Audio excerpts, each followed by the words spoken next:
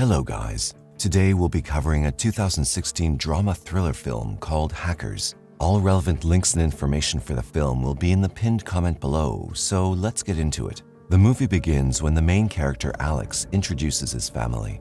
They move out of Ukraine to live a new life in Canada. He says that they've been having financial instability their whole life. Currently, Alex lives with his parents. His mum works as a bookkeeper assistant in a bank that also owns the mortgage to their house. Having few friends to spend time with, he gets along well with his computer and becomes enthusiastic about coding. As he grows older, he works as a clicker, giving clicks to a website and saving his earnings for education.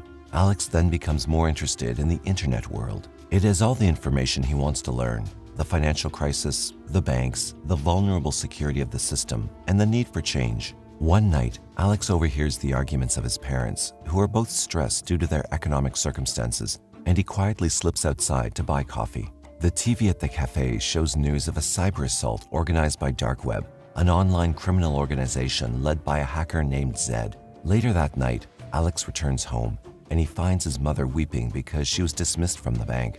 And because they didn't have a steady source of income, their house is also about to be taken by the bank. Alex instantly discloses all the money he's been saving for college and gives it all to his mother so that they don't lose their home here. At first, his mum is skeptical about how her son got all the money. She also does not want to accept it when she learns it's supposed to be for Alex's college. Still, Alex insists that she should accept it because what matters the most right now is not to lose their house. Alex is pissed at the bank that fired his mom.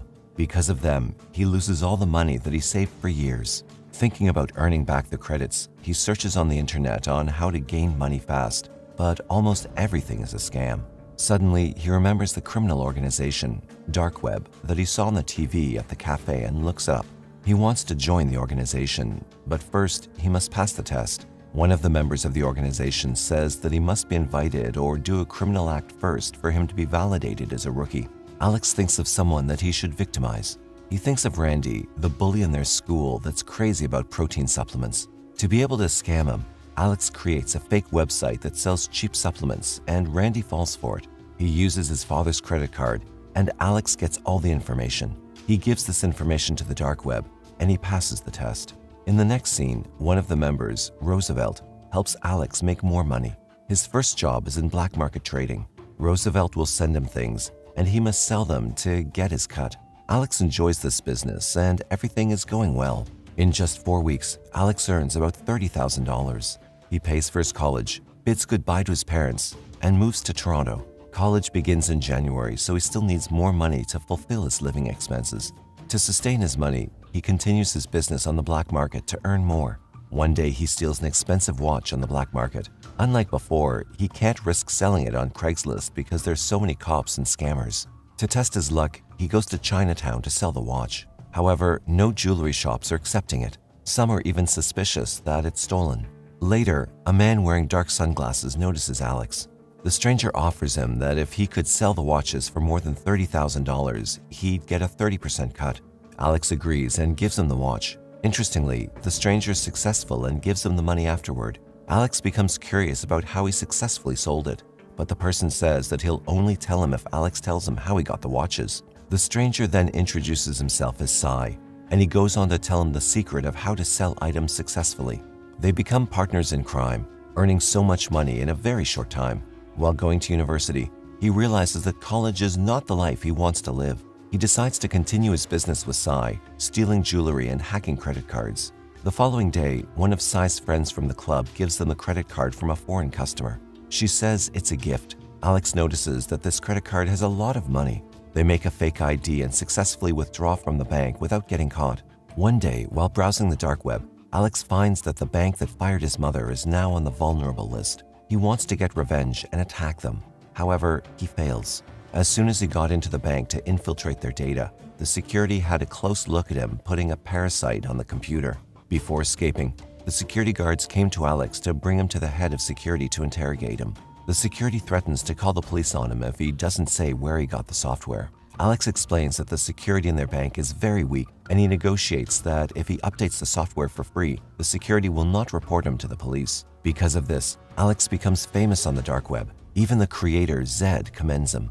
Because of his popularity, his friend Sai matches him with a girl for him to date. Her name is Kira, and she knows everything about the dark web. Sai wants to make her part of the team. Interestingly, Kira has more knowledge of the dark web than them. She knows how to create fake credit cards, use Bitcoin, and use onion browsing. These are the things that Alex and Sai have never known before. Kira also has many customers. She can easily sell their items with ease. She reveals that her uncle is helping her find clients and she gives him a cut. However, Sai starts to have doubts about Kira. He says that it's suspicious for a girl to have so many connections, especially if she's keeping it a secret. Sai thinks that if she's so good already, why did she need to work with them in the first place? Alex thinks Sai is overthinking it. One day, Kira asks Alex if he wants to go with her to Hong Kong because there's so many more opportunities there for their business. While lying down, Sai accidentally overhears this conversation and he becomes much more suspicious of Kira. Next, it's time for the biggest deal yet for the team.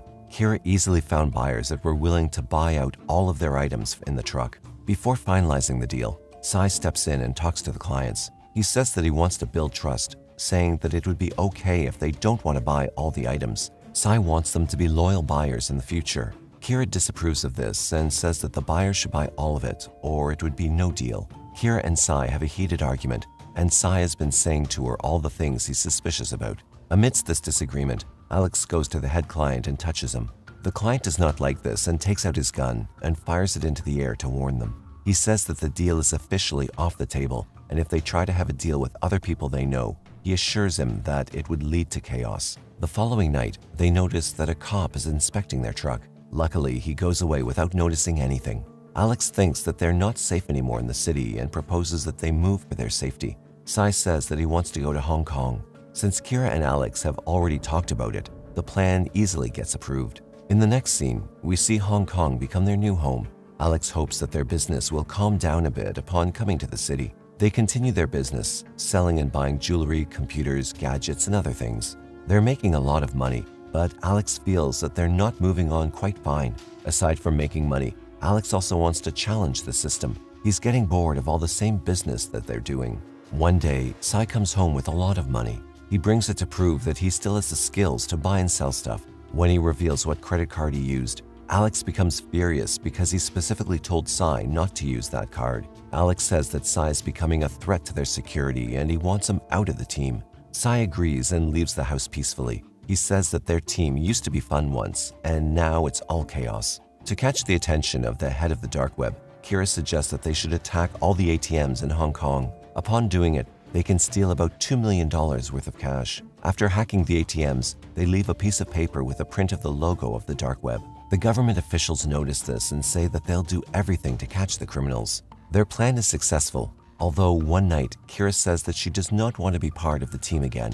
She says the reason why she wants to quit is that she wants to rest for a while. Alex thinks this is ridiculous. While arguing with Kira, he notices that Zed promoted him to an underboss on the dark web and commends him for what he's done.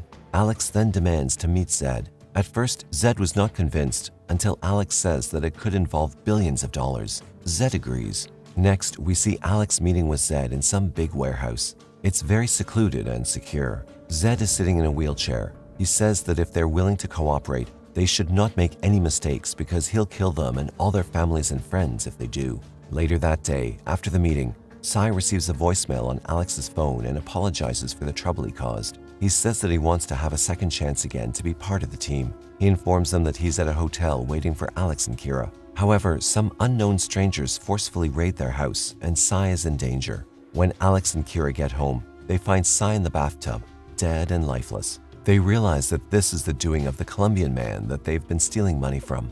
If it wasn't for Sai, Alex and Kira would be the dead ones. After the death of their friend, Alex still chooses to continue the job with Zed. Alex now has a team and they're attacking the market system. Their first move is to impersonate and fakely kill the Federal Reserve Chairman. Later that day, Alex's team successfully executes their plan.